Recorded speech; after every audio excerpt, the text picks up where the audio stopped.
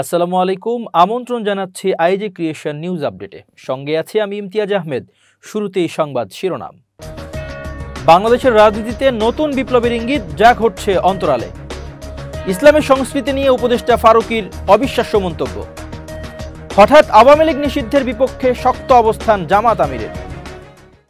এবার বিস্তারিত।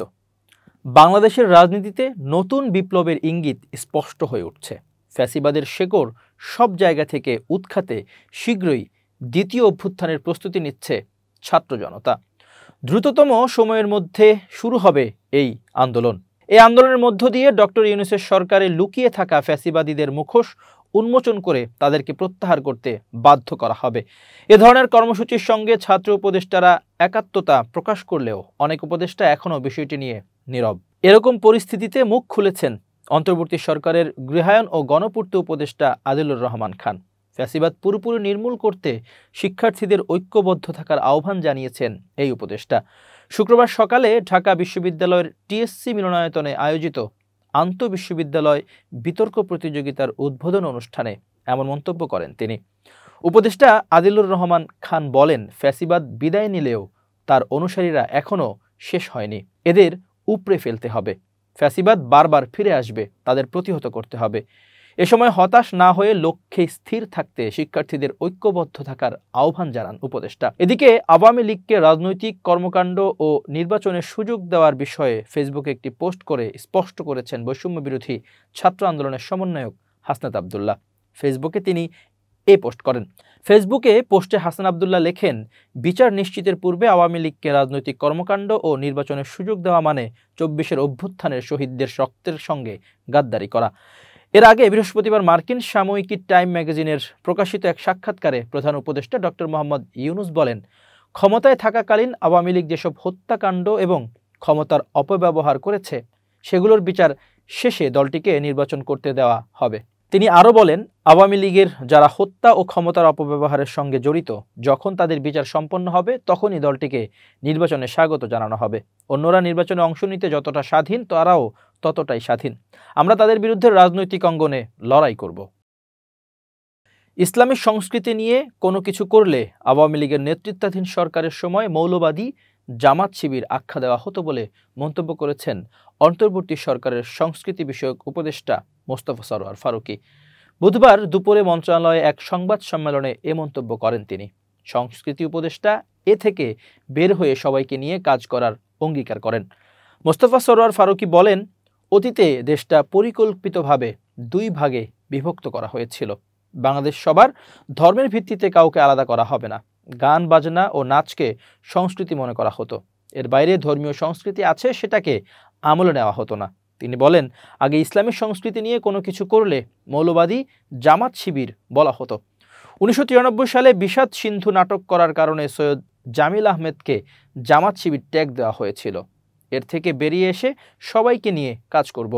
সংস্কৃতি উপদেষ্টা বলেন, অপরাধীরা তাদের চিহ্ন মুছে ফেলতে চায়। যে গণহত্যা হয়েছে, এই অপরাধের জন্য অপরাধীরা ক্ষমা চায়নি। গণহত্যায় শহীদদের পরিবারের আহতদের বক্তব্য নিয়ে আর্কাইভ করা হবে। এজন্য সবাইকে বক্তব্য দেওয়ার আহ্বান জানাবো। যখন সবাই ভিডিও বক্তব্য দেবে পাঠাবে, তখন অপরাধীদের ৫০ বছরেরও এর দায় পালানোর সুযোগ থাকবে না। তিনি বলেন, মুক্তিযুদ্ধের চেতনা ২৪-এর বিপ্লবে রিনিউ হয়েছে। ২৪-এর চেতনায় মত প্রকাশের স্বাধীনতা আরও বেগবান হবে। তবে ফ্যাসিস্টদের বিচারের বিঘ্ন ঘটানোর পক্ষের মত তো অধিকার না। সংস্কৃতি উপদেষ্টা আরও বলেন, হাসিনা পালিয়ে যাওয়ার পর দেশে পুলিশ ছিল না, কিন্তু বড় কোনো আইন শৃঙ্খলার অবনতি হয়নি। তাই সময় দিতে হবে, ভুল হলে ধরিয়ে দিতে হবে। কবি নজরুল ইনস্টিটিউটের নির্বাহী পরিচালক ও গীতিকার লতিফুল ইসলাম শিবলি বলেন, গত ১৬ বছরে দুজনকে দেবতা বানিয়েছিল আওয়ামী ফ্যাসিস্ট সরকার। একজন হলেন শেখ মুজিবুর রহমান, আরেকজন রবীন্দ্রনাথ ঠাকুর। তাদেরকে মানুষের কাতারে নিয়ে আসতে হবে, তবে তাদের অবদানের অস্বীকার করার সুযোগ নেই। রবীন্দ্রনাথকে একদল লোক সাম্প্রদায়িক বানিয়েছিল, আর নজরুল সাম্প্রদায়িক সম্প্রীতির প্রতীক। তিনি বলেন, এই দেবতাদের থেকে বের হয়ে কাজী নজরুল ইসলামকে সব জায়গায় প্রতিষ্ঠিত করা হবে। আগামী ৬ মাসের মধ্যে কাজী নজরুল ইসলামের সব কাজ আর্কাইভ করা হবে। তার নামে ধানমন্ডির রবীন্দ্রনাথ সরোবরে রেবেল স্কয়ার করা হবে। জাতীয় গ্রন্থ কেন্দ্রের পরিচালক কথাসাহিত্যিক আফসানা বেগম বলেন, বই নেওয়ার ক্ষেত্রে মন্ত্রী ও সচিবদের ২০% কোটা ছিল। তাদের বই তালিকাভুক্ত করতে হতো জাতীয় গ্রন্থ কেন্দ্রের। প্রকৃত লেখকদের বই স্থান পেত না।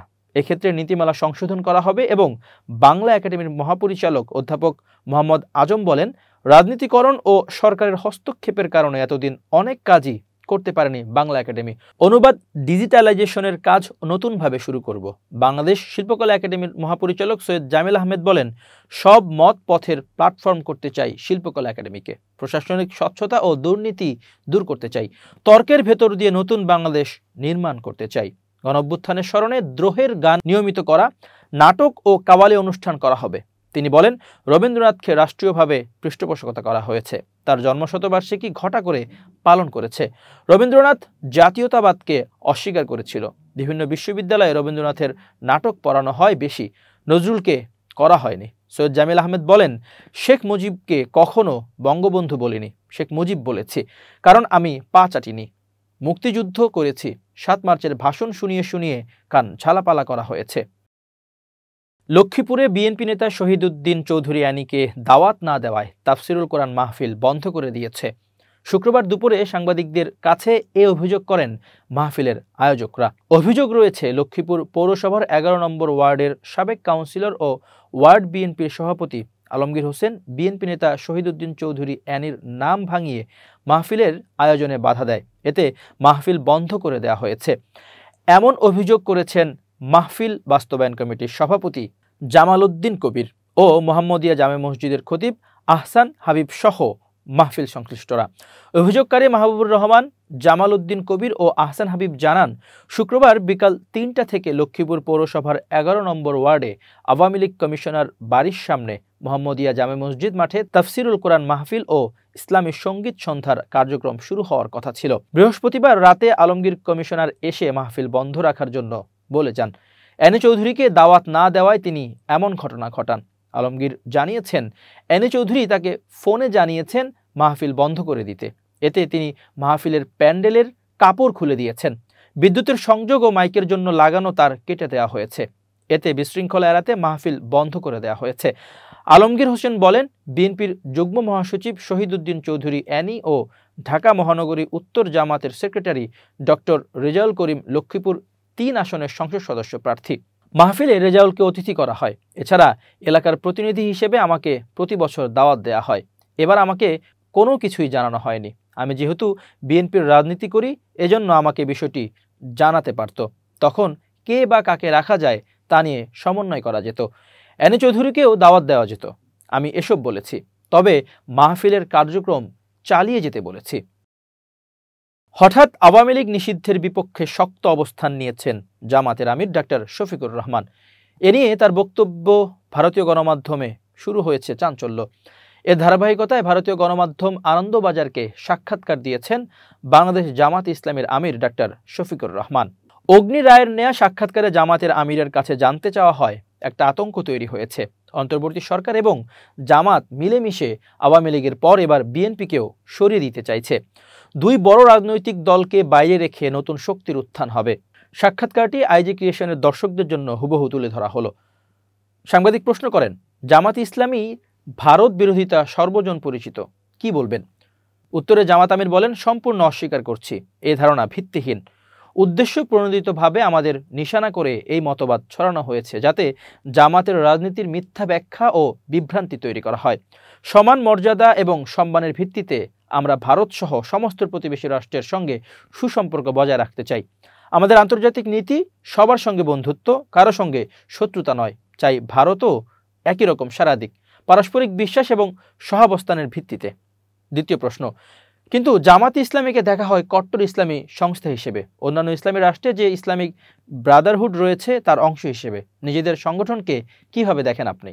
উত্তরে জামাত আমির বলেন, আবারও আপনি ধরেই নিচ্ছেন জামাত ইসলামী কট্টরপন্থী মুসলিম সংগঠন। এটা একেবারেই অসত্য। জামাত একটি আধুনিক, উদার এবং গণতান্ত্রিক দল, যার ভিত্তি ইসলামিক আদর্শ। আরও একটি কথা মনে করিয়ে দিই, আমরা একটি স্বাধীন রাজনৈতিক দল। বিশ্বের অন্য কোনো রাজনৈতিক সংস্থায় আমাদের প্রতিনিধিত্ব নেই। তৃতীয় প্রশ্ন, বিএনপির একটি অংশ আপনাদের কট্টরপন্থী মনোভাব নিয়ে অস্বস্তিতে, কি বলবেন? উত্তরে জামাত আমির বলেন, কট্টরপন্থী মনোভাব বলতে কি বোঝাতে চাইছেন তাও স্পষ্ট। আপনাদের কাগজের মাধ্যমে জোরালোভাবে আবারও বলতে চাই, জামাত একটি আধুনিক, উদারপন্থী গণতান্ত্রিক দল, যার আদর্শ ইসলামের। আমরা সর্বদাই যুক্তি, গ্রাহ্য, বাস্তবসম্মত এবং মধ্যপন্থা নিয়ে রাজনৈতিক নীতি নির্ধারণ করি। বিএনপির দীর্ঘদিনের রাজনৈতিক সঙ্গী, তারা আমাদের আধুনিক মনোভঙ্গি সম্পর্কে সচেতন। চতুর্থ প্রশ্ন, অন্তর্বর্তী সরকার আসার পর থেকে সংখ্যালঘু হিন্দু সম্প্রদায় তাদের বিরুদ্ধে হিংসার প্রতিবাদে সরব, কি ভরসা দেবেন? উত্তরে জামাত আমির বলেন, জামাত ইসলামের সঙ্গে বাংলাদেশের হিন্দু সম্প্রদায়ের অসামান্য সম্পর্ক এবং বোঝাপড়া রয়েছে। প্রতিটি নাগরিককে সমদৃষ্টিতে দেখা হয় এবং রাষ্ট্রের সমস্ত নাগরিককে সমান অধিকার এবং মর্যাদার ভিত্তিতে সম্মান করা হয়। জামাত সংখ্যালঘু বা সংখ্যাগুরুর তত্ত্বে বিশ্বাসী নয়। আমরা মনে করি ধর্মের ভিত্তিতে দেশবাসীর বিভাজন অপরাধ। হিন্দু বা অন্য কোনো সম্প্রদায়ের বিরুদ্ধে হিংসার ইতিহাস জামাতের নেই, বরং বিভিন্ন সময়ে জামাত ইসলামী বিভিন্ন বিষয় নিয়ে হিন্দু নেতাদের সঙ্গে আলোচনাও করেছে। পঞ্চম প্রশ্ন, একটা আতঙ্ক তৈরি হয়েছে। অন্তর্বর্তী সরকার এবং জামাত মিলেমিশে আওয়ামী লীগের পর এবার বিএনপিকেও সরিয়ে দিতে চাইছে। দুই বড় রাজনৈতিক দলকে বাইরে রেখে নতুন শক্তির উত্থান হবে, কতটা ঠিক? উত্তরে জামাত আমির বলেন, সবিনয়ে বলতে চাই, এ তত্ত্বের কোনো ভিত্তি নেই। আওয়ামী লীগের প্রতি জনতার সম্মিলিত ঘৃণা তৈরি হয়েছিল দুর্নীতি এবং ফ্যাসিবাদী নীতির কারণে। তারা নিজেরাই নিজেদের পতন ডেকে এনেছে। কোনো সংগঠন বা দলকে সরানোর জন্য আমাদের কোনো ভূমিকা পালনের প্রয়োজন নেই। মানুষ সব জানেন, তাদের সম্মিলিত প্রজ্ঞাকে আমরা সম্মান করি।